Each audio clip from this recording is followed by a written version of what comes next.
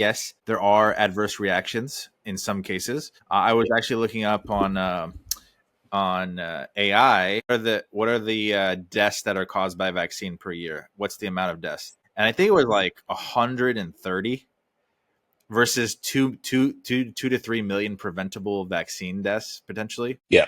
So here's my take on vaccines, right? And I've read all the alternative kind of channels on this. I do think there's a lot of harm that's caused by vaccines that's planned. It's fallout from the vaccines. We know that certain people are going to have immune responses to it, whether it's the flu vaccine or otherwise, right? And this is unintended. It's something that happens. And I think shedding light on it and helping those patients who are affected negatively by vaccines, it's not just 130. I know that, but there's a lot of people that are affected. And there's a book called Vaccine Nation that I read years ago with my wife. This is back in like the 20s or so. And it just talks about a lot of these cases where people came in, they were completely healthy otherwise. They had a vaccine and their health was irreversibly damaged as a result of that, right? From different immune disorders. So those things do happen. We have to acknowledge them.